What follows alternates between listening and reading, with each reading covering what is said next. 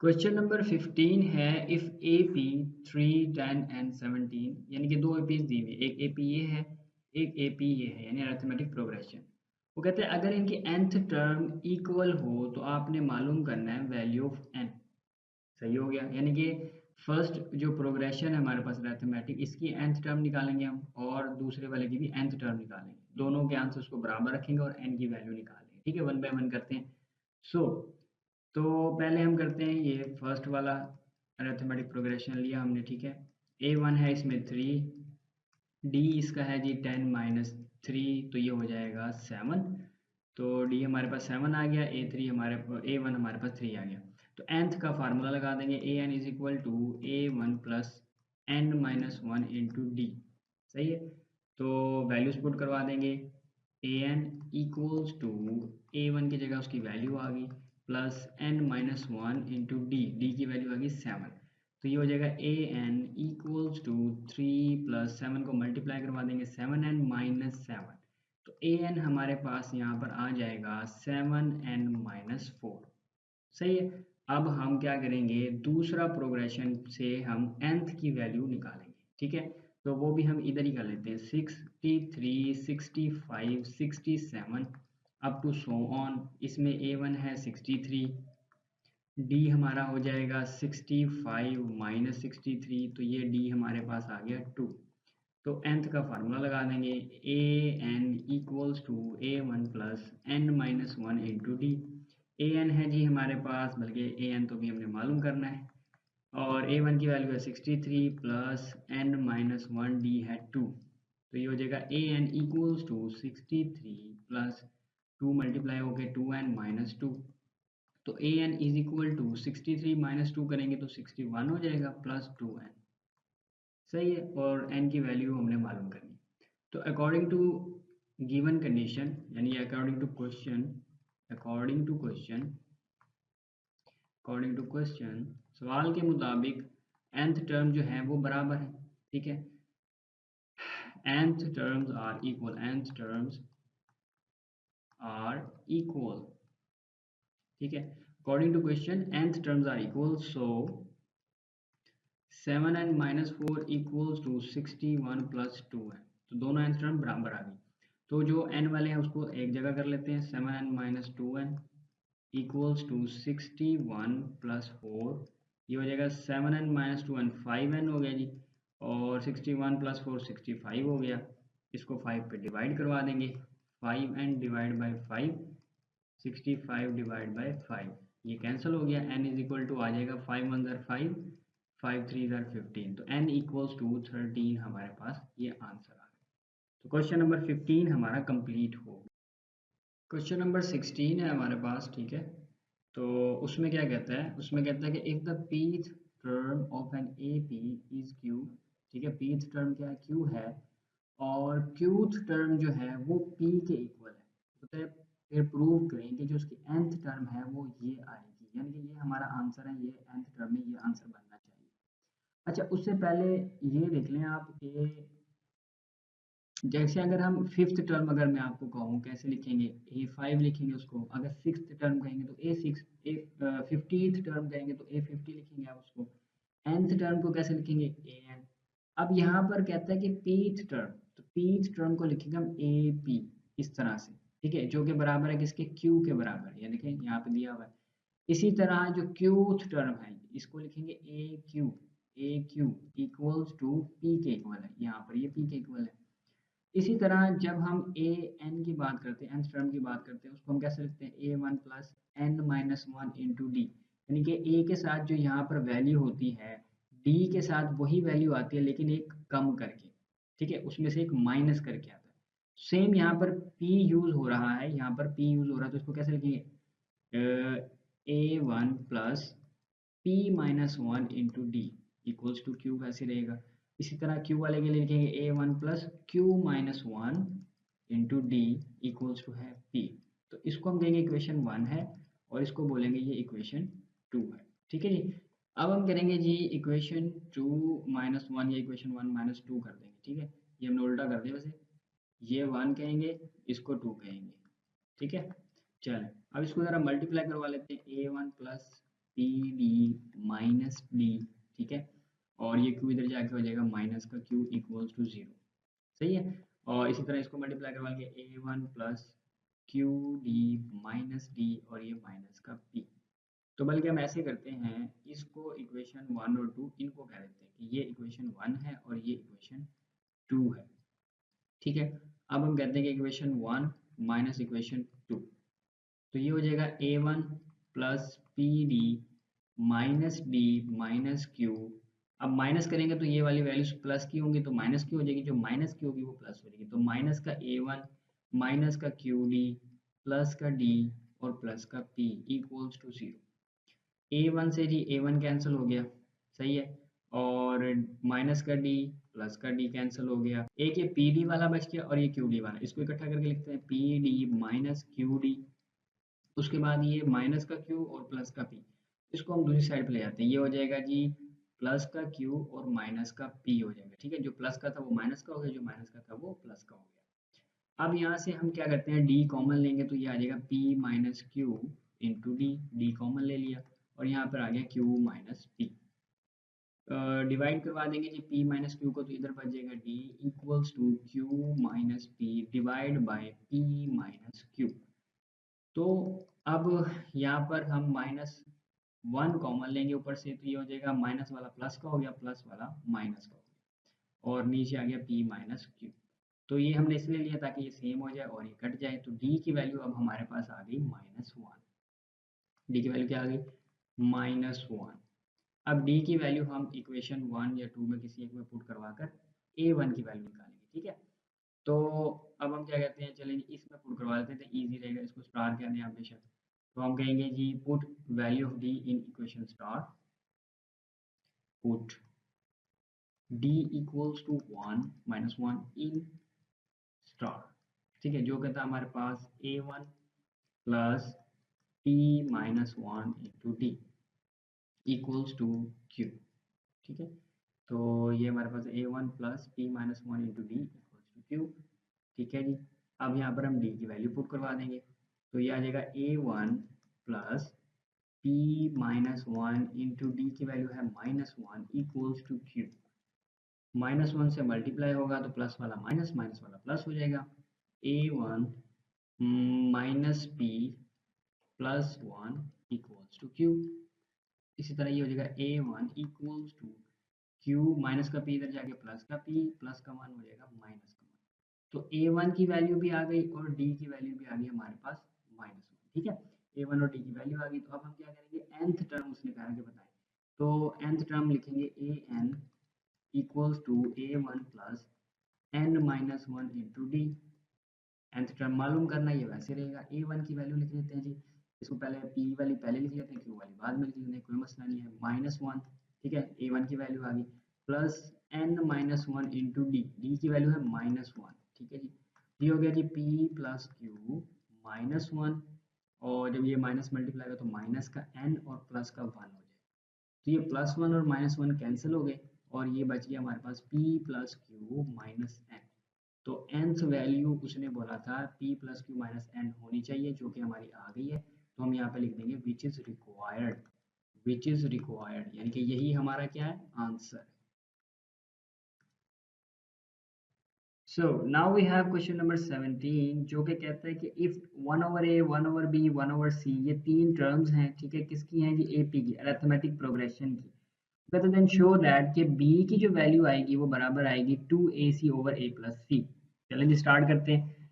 तो चूंकि ये वैल्यूज जो तीन टर्म्स हमें दी हुई हैं ये किस में है, AP में है, ठीक है, तो इसका मतलब इनका कॉमन डिफरेंस सेम होगा, तो इनके हम कॉमन डिफरेंस निकाल लेंगे पहले। तो d equals to 1 over b -1 over a, second को फर्स्ट में से माइनस करवा देंगे, अगेन एक और हम डी लेंगे 1 over C -1 over B, third को सेकंड में से माइनस करवा देंगे। अब चूंकि ये टर्म्स जो हैं एपी से हैं तो इन इसका मतलब ये है कि इसके डीज जो होंगे बराबर होंगे, तो हम क्या करेंगे, d equals to D as d is equal to D, तो 1 ओवर बी -1 ओवर ए, ठीक है, equals to 1 over C -1 over B, values put करवा दी हमने, ठीक है जी। अब क्या करेंगे, अब आपने ये करना है कि ये 1 ओवर बी और राइट हैंड साइड में जो माइनस वाला है उसको उठा के इधर ले आएंगे, प्लस का हो जाएगा 1/b प्लस का इक्वल्स टू 1/c। ये माइनस का इधर जाके प्लस का हो जाएगा 1/c और 1/a।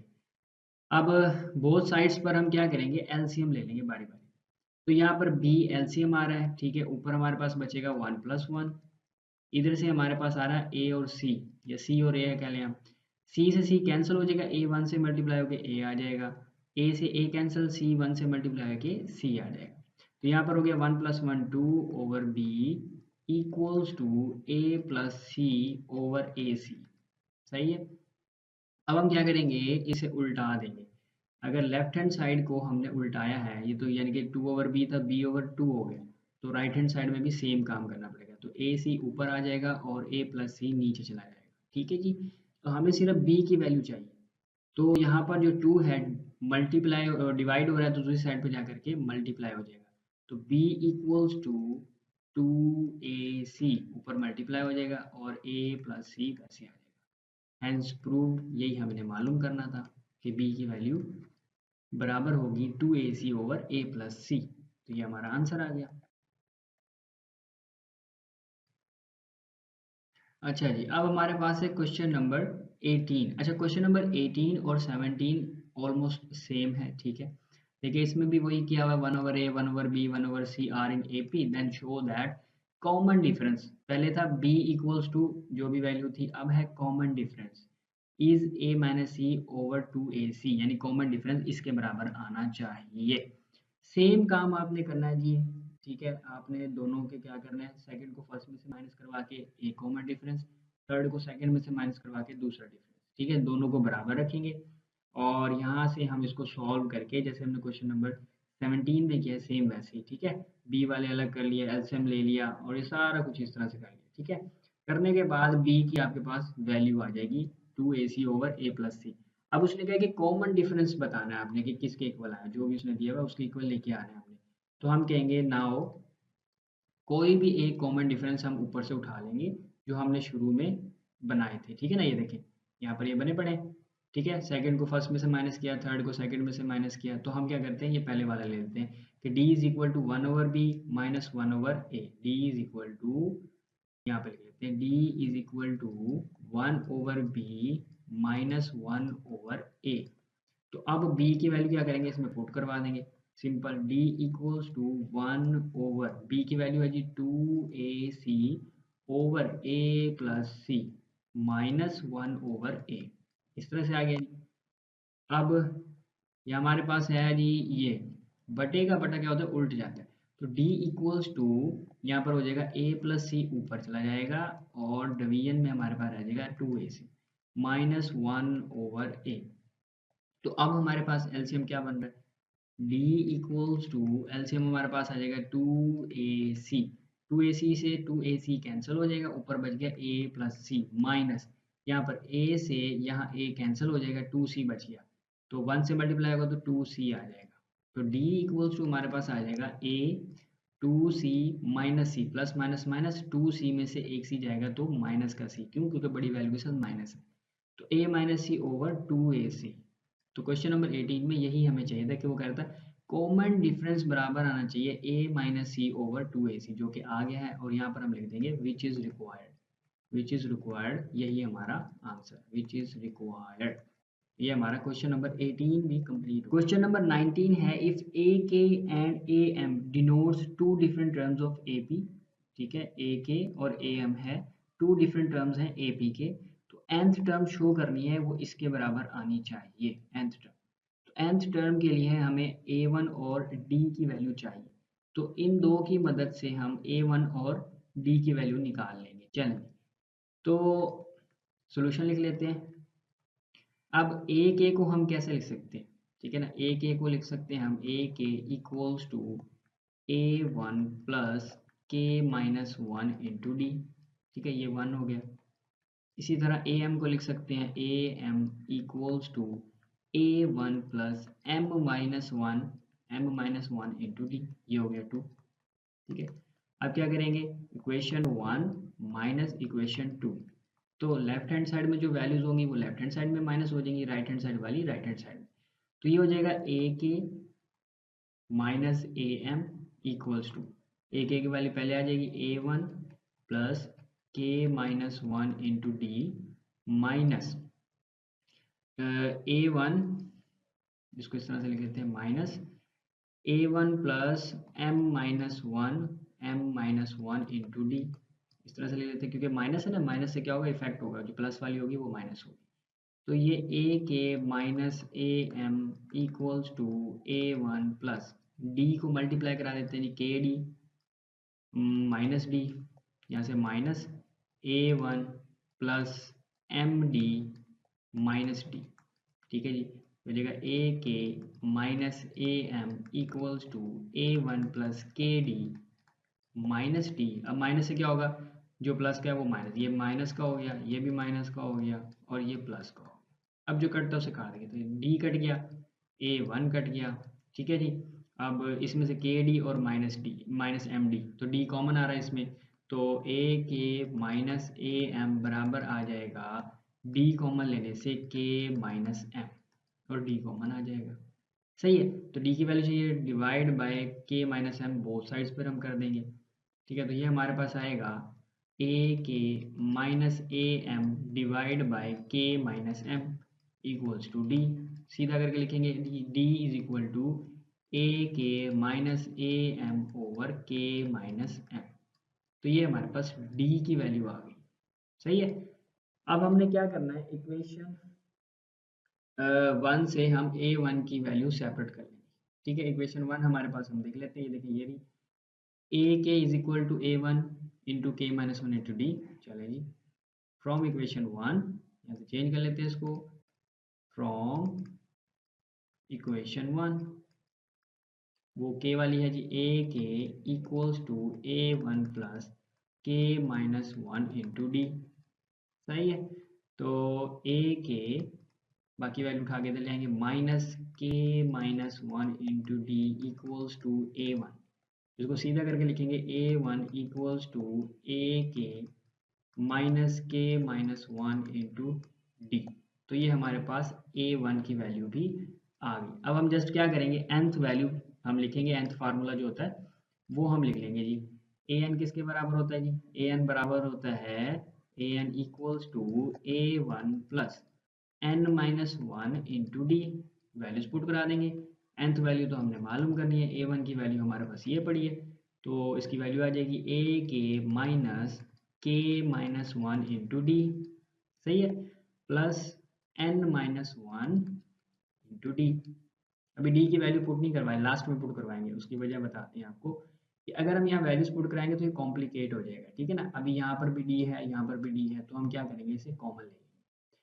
तो ए के और यहाँ से जब डी कॉमन लेंगे तो हमारे पास आएगा, यहाँ पर मैं प्लस लगा रहा हूँ, इधर ब्रैकेट लगाई, डी कॉमन आ गया। अब देखें जी, n माइनस 1 ये आ गया जी, n माइनस 1 यहाँ से। ठीक है, अब इसमें जो था ना माइनस बाहर पड़ा हुआ है, माइनस बाहर पड़ा हुआ है, तो माइनस इसको क्या करेगा, इफेक्ट करेगा। तो प्लस का के है तो ये माइनस का के हो जाएगा, प्लस का 1 है और माइनस का 1 है तो ये प्लस का 1 हो जाएगा, इस तरह से, और ये प्लस का n। तो इस तरह से प्लस 1 और माइनस 1 कैंसिल हो जाएगा और n माइनस के बन जाएगा। तो प्लस वाला पहले लिख लेंगे, माइनस वाला बाद में। तो ए एन ये आ गया हमारे पास, ए एन इक्वल्स टू ए के प्लस, ये देखें माइनस का के प्लस का एन, तो एन प्लस का है पहले आ गया, के माइनस का है ये बाद में आ गया। और डी की जगह पे अब हम वैल्यू लिख देते हैं, एन माइनस के इंटू डी है ना, तो डी की वैल्यू हमारे पास क्या थी, ए के माइनस ए एम, ये पड़ी कहाँ गई, ये रही, ए k minus a m over k minus A k minus a M, ये देखें ए k minus a m over k minus M. सही है जी, तो ये आ गया हमारे पास ए एन इक्वल्स टू ए के प्लस एन माइनस के into A k minus a m over k minus M. nth term उसने कहा था इसके बराबर आनी चाहिए, जो कि आ गई है। तो अब हम लास्ट में क्या लिखते हैं, विच इज़ रिक्वायर्ड, कि यही तो हमें चाहिए था। ठीक है, तो यही हमारा क्या हो जाएगा, आंसर हो जाएगा, दैट्स इट। तो ये हमारा क्वेश्चन 19 कंप्लीट हो गया। चलो क्वेश्चन नंबर 90, क्वेश्चन नंबर 20 है, if A1 A2 A3 up to so on an term तक है, पॉजिटिव है, AP में है, तो प्रूव करना है हमने ये सब। तो ये चीज़ जो है बराबर आनी चाहिए इस चीज़ की। तो लेफ्ट हैंड साइड लेकर के हम क्या करेंगे, राइट हैंड साइड को प्रूफ कर देंगे, सिंपल। तो अब मैं क्या करता हूँ, ये देखिए, आप इस पे थोड़ा सा गौर करें तो यहाँ पर क्या है, a1 square root a2 square root तो सब पे ही है। अब यहाँ पर देखिए a1 a2 फिर a2 a3, ठीक है। आगे वाले में क्या है, आगे वाले में ये है कि पीछे वाले में एक कम है, a1 a2 a2 a3, ठीक है ना। आगे एक बड़ा है तो उससे पीछे क्या है, एक कम है उससे, ठीक है ना। यहाँ पर भी देखें n है, n से पीछे एक कम है, सही है। एक तरतीब नजर आ रही है, a1 a2 a2 a3, ठीक है। फिर आगे n-1 है, फिर आगे n आ गया, सही है। तो हम क्या करेंगे, हम कंसीडर कर लेंगे, कंसीडर बल्कि हम ले लेते हैं लेफ्ट हैंड साइड पूरी उठा लेते हैं। Left hand side 1/a1 under root plus a2 under root plus 1/a2 under root plus a3 under root up to so on 1/an-1 plus an, इस तरह से। अब चूंकि इसमें हमें एक तरतीब नज़र आ रही है तो हम क्या करेंगे, जस्ट पहला पोर्शन उठा लेंगे। तो हम कहेंगे consider 1/a1 under root plus a2 under, सही है। तो इसको हम क्या कर लेंगे, रैशनलाइज कर लेंगे, ठीक है। Rationalise multiply by a1 under root minus a2 under root divide by a1 under root minus a2 under root, सही है। तो ये ऊपर आमने सामने मल्टीप्लाई होंगे, 1 से मल्टीप्लाई होंगे तो ये वैसे का वैसे आ जाएगा, ठीक है जी। और नीचे हमेशा क्या बनता है, फार्मूला बनता है a square minus B square, इनकी पहली वैल्यू का स्केयर माइनस दूसरी वैल्यू का स्क्वायर, इस तरह। तो ये स्क्वायर से स्क्वायर रूट कैंसिल, यहाँ से ये भी कैंसिल, तो हमारे पास क्या बच गया, a1 under root minus a2 under root, a1 under root minus a2 under root divide by a1 minus a2, सही है। अब नेक्स्ट स्टेप हमने क्या करना है, हमने ये करना है कि ऊपर वाली वैल्यू वैसी आ जाएगी, ठीक है जी। नीचे मैं क्या करता हूँ, माइनस कॉमन ले, तो -1 कॉमन लिया तो a2 माइनस का था प्लस का हो गया, a1 प्लस का था माइनस का हो गया। अब ये हमने क्यों किया है, यहाँ पर ऊपर आ जाए हम जरा सवाल में। यहाँ पर देखें जी a1 a2 a3 है, ठीक है। a2 को अगर मैं a1 में से माइनस करूँगा तो मेरे पास d की वैल्यू क्या बनेगी, a2 माइनस a1, ऐसे ही बनेगी। तो मैं इसलिए मैंने क्या किया, यहाँ से कॉमन ले लिया ताकि ये a2 माइनस a1 बन जाए, और इसकी जगह पे मैं लिख सकता हूँ कि a2 माइनस a1 बराबर किसके है, d के, ठीक है। तो ये मैं लिखूँगा a1 square root minus a2 square root divide by minus d, सही है। तो इसका मतलब ये हुआ कि जो बाकी का सीक्वेंस है, अगर इसकी वैल्यू बनी है a1 under root plus a2 under root divide by minus d, तो जाहिर सी बात है इसकी वैल्यू क्या बनेगी, a2 under root minus a3 under root divide by minus d, ठीक है, माइनस में बन जाएगी। तो हम सबका इसी तरह से लिखेंगे वैल्यूज को, ठीक है जी। नाउ नाउ 1 बिकम्स, यानी इक्वेशन 1 अब क्या बन जाएगी, उसको इक्वेशन 1 का नाम भी दे लेते हैं। यहाँ पर जाके जो 1 है वो बन जाएगी, यानी कि इसकी जगह पे वैल्यू लिख देंगे a1 under root minus a2 under root divide by minus d, same यहाँ पर भी a2 under root minus a3 under root divide by minus d, और अप टू सो ऑन। और यहाँ पर भी लिख देंगे an-1 under root minus an under root divide by minus d. तो ये लिखते हैं जी, तो 1 becomes a1 under root minus a2 under root divide by minus D plus a2 under root minus a3 under root divide by minus d up to so on, ठीक है जी। और यहाँ पर क्या आ जाएगा, an-1 under root minus an under root divide by minus d. तो इन सब में क्या कॉमन आ रहा है जी, माइनस डी, यानी कि 1 ओवर माइनस डी कॉमन आ रहा है, वो हम कॉमन ले लेंगे। 1 ओवर माइनस डी कॉमन लिया तो अंदर हमारे पास आ गया a1 under root minus a2 under root plus a2 under root minus a3 under root. देखिए एक प्लस का आ रहा है एक माइनस का, इसका मतलब है आगे क्या आएगा A3 अंडर रूट और माइनस का A4 अंडर रूट, ऐसे ही आएगा, ऐसे चलता जाएगा। सेम यहाँ पर भी इसी तरह ही आएगा, तो ये बन जाएगा ऐसे चलता जाएगा और an-1 under root minus an under root इस तरह से। सही है जी। तो ये कैंसिल हो जाएगा, A2 से A2, A3 से A3, ये A4 से A4, इस तरह सब कैंसिल हो जाएगा। और इसी तरह से ये भी इसके साथ कहीं ना कहीं या पीछे पड़ा होगा, वो इससे कैंसिल हो जाएगा प्लस वाला माइनस के साथ। तो बच क्या गया हमारे पास, बच हमारे पास ये गया 1/-b, हमारे पास बच गया A1 अंडर रूट और माइनस का an अंडर रूट, ये चीज़ हमारे पास बच गई।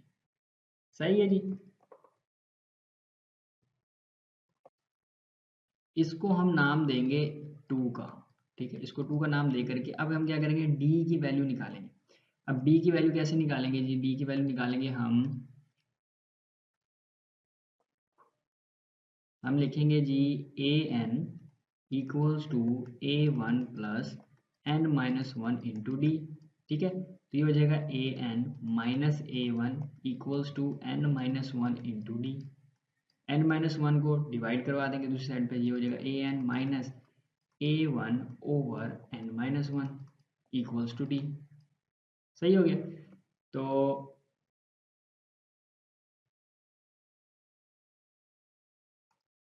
तो ये हमारे पास d की वैल्यू आ गई, इसे हम इक्वेशन 2 में पुट करवा देंगे, ठीक है। तो ये हो जाएगा हमारे पास, इसको इधर ही कर लेते हैं, इधर लाइन लगा करके, ये हो जाएगा -1 ओवर d की वैल्यू है जी an minus A1 over n-1, ठीक है जी, इनटू A1 का स्क्वायर रूट माइनस an का स्क्वायर रूट, ये इस तरह से।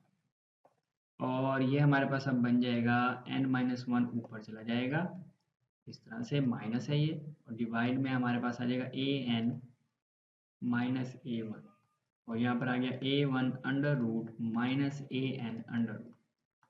अब यहाँ पर A1 पहले है an बाद में है, तो यहाँ पर भी हम यही काम करेंगे। तो हम करेंगे -n-1, ये तो पहले से ही है, तो यहाँ से -1 जब कॉमन लेंगे तो हमारे पास आ जाएगा A1 प्लस का और an माइनस का, ठीक है जी। तो ये हो जाएगा A1 under root minus an under root. तो ये अभी समझ आ जाएगी हम क्यों कर रहे हैं। माइनस से माइनस कैंसिल हो जाएगा और यहाँ पर आ जाएगा n-1 ओवर, अब A1 को मैं इस तरह से लिख सकता हूँ A1 अंडर रूट और इसका स्क्वायर, ठीक है, स्क्वायर से स्क्वायर रूट कैंसिल हो जाएगा, वापस A1 आ जाएगा। सेम इसी तरह an के साथ करेंगे, हम अंडर रूट ले लेंगे और स्क्वायर लगा देंगे। सही है। तो ये हमारे पास आ गया A1 under root minus an under root, ये इस तरह से। अब ये जो हमारे पास चीज़ है ना, ये फार्मूला बन गया ए स्केयर माइनस बी स्केयर, तो किस तरह लिख सकते हैं हम, ए माइनस बी ए प्लस बी, इस तरह से, ये समझाने के लिए लिखा मैंने, ठीक है। तो इसको भी हम क्या करेंगे, एक दफ़ा प्लस में एक दफ़ा माइनस में लिख लेंगे, तो ये हो जाएगा हमारे पास n-1 over A1 under root plus an under root, ये प्लस में आ गया, अब इसी तरह माइनस में A1 under root minus an under root, ये इस तरह से आ गया, और साथ में हमारे पास ये भी पड़ा है, तो ये आ गया ऊपर इस तरह से, ठीक है जी। अब ये होगा क्या, अब ये माइनस वाला इससे कैंसिल हो जाएगा और बच क्या गया हमारे पास n-1 over A1 under root plus an under root, ठीक है, A1 under root plus an under root. तो यही हमने प्रूफ करना था, विच इज़ रिक्वायर्ड, तो यही हमारा क्या प्रूफ, आंसर यही है। ठीक हो गया जी। अच्छा जी, क्वेश्चन नंबर 21 हमारे पास है, if the roots of the equation. अब ये जो इक्वेशन है ना, इसे आप गौर से देखें, ये हमारे पास एक क्वाड्रेटिक इक्वेशन है, ठीक है। वो कहते हैं if the roots of the equation are equal show that a B c are in A P. किसी भी क्वाड्रेटिक इक्वेशन के रूट्स अगर वो कहे इक्वल हैं, तो इसका मतलब ये है कि उसका जो डिस्क्रिमिनेंट होगा वो बराबर है 0 आएगा, ठीक है। अच्छा, अब ये क्वाड्रेटिक इक्वेशन है, तो हम क्या करते हैं, सबसे पहले ए बी सी की वैल्यूज निकाल लेते हैं। ए की वैल्यू बनेगी बी माइनस सी, और बी की वैल्यू बनेगी सी माइनस ए, और सी की वैल्यू बनेगी A minus B. A B C की वैल्यूज आ गई। अब हम लिखेंगे as the roots are equal, as the roots of the equation of given equation are equal, then जो डिस्क्रिमिनेंट क्या होता है हमारा, B square minus 4ac, B square minus 4ac equals to 0। तो ये भी क्या होगा 0। ये 10th क्लास में है, ठीक है। ये प्रॉपर्टी है कि किसी भी क्वाड्रेटिक इक्वेशन के रूट्स अगर इक्वल आ जाएं तो इसका मतलब ये होता है कि उसका जो डिस्क्रिमिनेंट है जो कि होता है बी स्केयर माइनस 4ac, वो हमेशा क्या बनेगा, 0 बनेगा। तो अब हम इसमें क्या करेंगे, वैल्यूज पुट करा दें। तो b की वैल्यू यदि c माइनस ए इसका होल स्केयर आ गया, माइनस 4 इंटू ए की जगह पे आ गया b माइनस सी, और c की जगह पे आ गया a minus b equals to 0। तो जस्ट मल्टीप्लीकेशन करवाएंगे। हाँ जी, c माइनस ए का स्केयर हो जाएगा c square plus a square minus 2ac, formula open कर दिया, माइनस 4 आ गया। मल्टीप्लाई करा देंगे, b को a से मल्टीप्लाई किया ए बी, बी को माइनस बी से तो माइनस बी स्केयर, तो सी को माइनस सी को ए से तो माइनस ए सी, माइनस माइनस प्लस सी और बी को मल्टीप्लाई किया तो बी सी आ गया, ठीक है, equals to 0। C square plus a square minus 2ac, अब इसे माइनस से मल्टीप्लाई कर देंगे माइनस 4 से, तो minus 4ab plus 4b square plus 4ac minus 4bc equal to 0। तो अब इसकी थोड़ी तरतीब लगा लेते हैं, ठीक है। तो ये हो जाएगा ए स्केयर, ये आ गया, फिर बी स्केयर वाला ये हमारे पास पड़ा है, प्लस 4b स्केयर, फिर ये सी स्केयर वाला प्लस सी स्केयर, ठीक है। और फिर आ जाएगा माइनस 4ab ये वाला, माइनस 4bc, माइनस 4bc। अब ये देखिए ए सी वाला एक 4 में पड़ा है, एक यहाँ 2 में पड़ा है, प्लस माइनस माइनस, तो 4ac में से 2ac गए तो प्लस का 2ac बच जाएगा, ठीक हो गया जी, इक्वल्स टू 0। अब देखिए यहाँ हम फार्मूला बनाने लगे हैं, a square plus into minus 2b का whole square plus c square. आपने फार्मूला पढ़ा है तीन वैल्यूज का स्केयर हो, a plus b plus c का होल स्केयर, तो ये क्या होता है a square plus b square plus c square, ठीक है। तो क्या होता है ये plus 2ab plus 2bc plus 2ca plus 2bc plus 2ab plus 2bc plus 2ca, इस तरह से होता है, ठीक है। तो अब यहाँ पर देखिए, यहाँ b और ये b इसमें शामिल है, तो ये माइनस क्या है, तो हमने इसलिए ये जो b वाली वैल्यू है इसका स्क्वायर जो है माइनस में लिया। अभी आप देखिए तो ये यहाँ पर क्या बनेगा, प्लस 2a और ये b माइनस 2b, ठीक है, प्लस 2bc, bc b और ये c, ठीक है।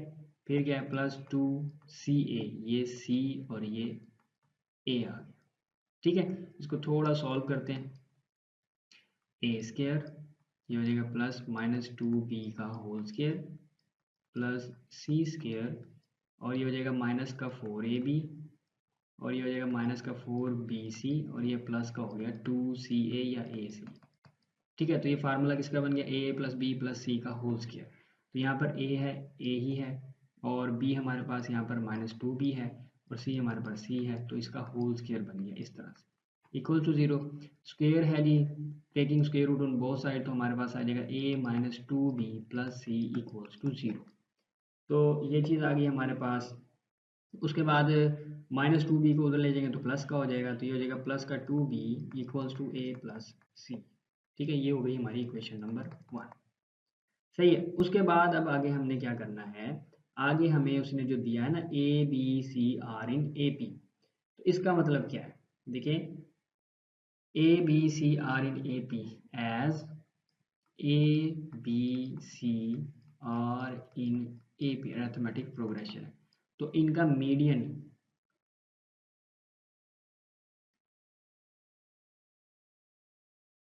तो then B is the average of A and C, ठीक है ना। मिडिल वैल्यू का क्या है जी, एवरेज। एवरेज कैसे निकलता है, यानी कि B की अगर हमने एवरेज निकाली तो उसका मतलब है B इक्वल्स टू B से पहले वाली वैल्यू, यानी जिसका आप एवरेज निकाल रहे हैं उससे पहले वाली वैल्यू और उससे आगे वाली वैल्यू को प्लस करते हैं, 2 पे डिवाइड करवा देते हैं, ठीक है। तो 2 जब B से मल्टीप्लाई होगा तो 2B हो जाएगा इक्वल्स टू A प्लस सी आ जाएगा, सही है। अब इसको नाम देंगे हम इक्वेशन 2 का। अब देखें इक्वेशन 2 और 1 सेम आ रहा है जी, 2b is equal to a plus c, 2b is equal to a plus c, as 1 and 2 are equal, as equation 1 and 2 are equal. ठीक है, तो हम कहेंगे कि जो ए बी सी है are in A P, so a B c are in A P, बस यहाँ तक। ठीक हो गया जी। क्वेश्चन नंबर 22 हमारे पास है, if the sides of A right angle triangle, ठीक है, एक ट्राइंगल है राइट एंगल ट्राइंगल यानी कि 90 का एंगल बनेगा, आर इन ए पी, और वो किसमें है, अरिथमेटिक प्रोग्रेशन में, find the ratios of its sides. चलिए अब हम क्या करते हैं, एक राइट एंगल ट्राइंगल बना लेते हैं। ये हमने बनाया जी जिसमें 90 का एंगल होगा। तो ये हमने एक ट्राइंगल बना ली, ठीक है, राइट एंगल ट्राइंगल जिसमें क्या होता है, एक 90 का एंगल होता है। ठीक है, अब हमने क्या करना है, हमने ये करना है कि साइड्स के ना कुछ नाम रखने हैं हमने। वो कहता है if the sides of a right angle triangle, तो साइड्स के हम क्या रखेंगे, नाम रखेंगे।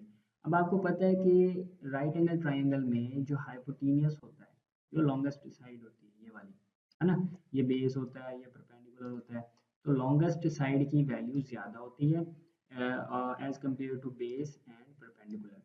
तो हम क्या करेंगे, अगर हमने एक वैल्यू ली है ए, एक साइड की वैल्यू ली हमने ए, तो एक उससे ज़्यादा ले लेंगे यानी कि ए प्लस डी, यानी कुछ ना कुछ चीज़ उसमें ऐड हो रही है, और एक हम उससे कम ले लेंगे यानी कि ए माइनस डी, यानी उसमें से कुछ कम हो रहा है। तो लॉन्गेस्ट साइड क्या बनेगी, ए प्लस डी बनेगी। तो यहाँ पर हाइपोटेनियस क्या बनेगा, ए प्लस डी। बेस आपकी मर्जी है, ए रख लें और ए माइनस डी यहाँ पर परपेंडिकुलर रख लें, इसमें मसला नहीं है, लॉन्गेस्ट साइड का होता है। तो अब इस पे हम क्या लगाएंगे, पाइथागोरस थ्योरम लगाने के, जो होता है जी हाइपोटेनियस का स्क्वायर इक्वल्स टू बेस का स्क्वायर प्लस परपेंडिकुलर का स्क्वायर। तो वैल्यूज इसमें लगाएंगे जी, ए प्लस डी का होल स्क्वायर, बेस हमारे पास ए है तो ए का स्क्वायर, परपेंडिकुलर हमारे पास है ए माइनस डी, तो ए माइनस डी का होल स्क्वायर। तो फार्मूला ओपन कर देंगे, a square plus d square plus 2ad, यहाँ पर इस तरह से आ गया, equals to a square plus d square minus 2ad। A square से जी ए स्क्वायर कट गया और डी स्क्वायर से डी स्क्वायर कट गया, तो हमारे पास अब क्या बच गया, 2ad, माइनस वाला भी इधर ले आएंगे, प्लस का 2ad हो जाएगा इक्वल्स टू ए स्क्वायर। सही है, तो यहाँ से 2ad और 2ad कितना हो गया, 4ad हो गया ये हमारे पास इक्वल्स टू ए स्क्वायर।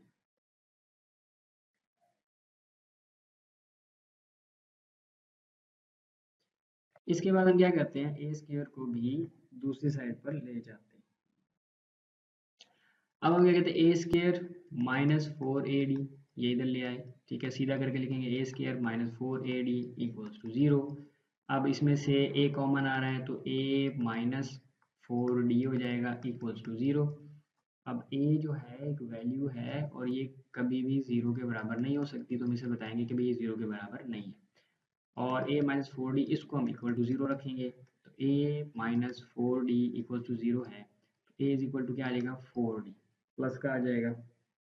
ठीक है, अब वो कहते हैं कि ratios of the sides, a की वैल्यू क्या आ गई हमारे पास, 4d, a की वैल्यू क्या आ गई 4d। अब उसने रेशियोज ऑफ द साइड्स पूछा है तो हम लिखेंगे रेशियोज ऑफ दी साइड्स। तो साइड्स हमारे पास क्या थी, a माइनस डी, ए और ए प्लस डी, तो इनकी हमने क्या ले ली, रेशियो ले ली।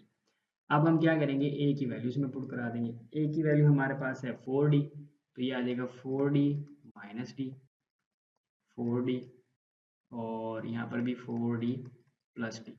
तो 4d माइनस डी कितना हो गया, 3d, यहाँ पर आ गया 4d, और 4d प्लस डी कितना हो गया, 5d। तो सभी में डी आ रहा है तो डी को हम कैंसिल कर सकते हैं, 3:4:5, तो ये हमारा आंसर आ गया। ठीक है, साइड्स की रेशियो क्या बन गई, 3, 4 और 5, यही हमारा answer.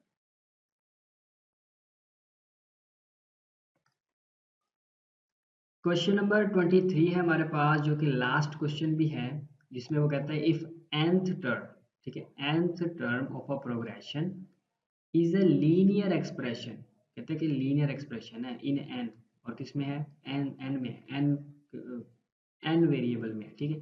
Then prove that this progression is in AP, और बताना है कि क्या ये एपी में अरिथमेटिक प्रोग्रेशन में है या नहीं।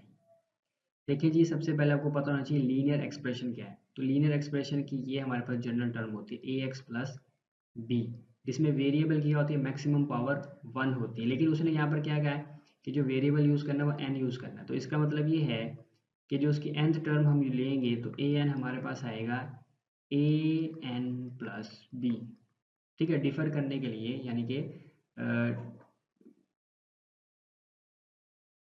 डिफरेंस करने के लिए हमने ए को भी यहाँ पर कैपिटल ले लिया और बी को भी यहाँ पर कैपिटल ले लिया, ठीक है। तो ये हमारे पास बन गई इक्वेशन 1, सही है। और अगर हम n की जगह पे n-1 रिप्लेस कर दें, यानी कि nth की एक पिछली टर्म अगर हमने लेनी हो, nth टर्म की पिछली टर्म अगर हमने लेनी हो तो हम क्या करेंगे, n-1 हमें चाहिए होगा। इसका मतलब ये देखिए ना, ये n है तो इसकी पिछली टर्म क्या होगी, an-1। तो हम यहाँ लिखेंगे an-1, n की जगह पर रिप्लेस करवा देंगे n-1 प्लस बी। तो ये हमारे पास आएगा an-1 equals to an minus a plus b, ठीक है। तो ये पिछली टर्म आ गई। ये क्यों आ गई, ये भाई इसलिए लिए है हमने ताकि हम इसका कॉमन डिफरेंस ले सकें। कॉमन डिफरेंस क्या होता है मैथमेटिक प्रोग्रेशन में, डिफरेंस क्या होता है कि पिछली वैल्यू अगली वैल्यू में से पिछली वैल्यू माइनस करवानी होती है, ऐसी है ना। तो ए डी जो हमारा बनेगा an-1 माइनस ए एन हम कर दें, ठीक है ना। अगली वैल्यू में से पिछली माइनस करनी होती है।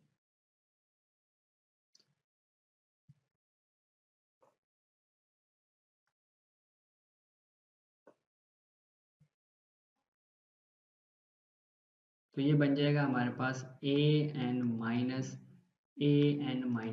ठीक है। अगली वैल्यू में से पिछली वाली वैल्यू माइनस करनी है। तो an की वैल्यू लिखेंगे an plus B minus an-1 की वैल्यू ये है हमारे पास, ये हो जाएगा माइनस का an प्लस का a माइनस का b। तो d इज इक्वल टू हमारे पास an से कैंसिल, b से कैंसिल, तो d इक्वल्स टू हमारे पास आ गया a which is a constant number, constant value कह लेना, ठीक है। तो अरिथमेटिक प्रोग्रेशन में जो d होता है वो हमारा कॉमन डिफरेंस होता है। और कॉमन डिफरेंस क्या होता है कि प्रोग्रेशन में एक वैल्यू से अगली वैल्यू में जाने के लिए जो d होता है, यानी कि वही कांस्टेंट वैल्यू होती है जो हम अगली वैल्यू में जाने के लिए प्लस करते हैं, ठीक है ना, ऐड करते हैं तो फिर हम अगली वैल्यू में चले जाते हैं। तो अब d की वैल्यू हमारे पास क्या आ गई, कांस्टेंट वैल्यू आ गई। तो जस्ट हम एक स्टेटमेंट लिखेंगे कि every time to get a new term, ठीक है, a common term, every time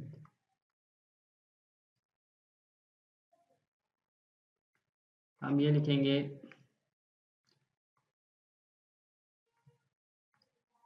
just हम एक स्टेटमेंट लिखेंगे फॉर अरिथमेटिक प्रोग्रेशन,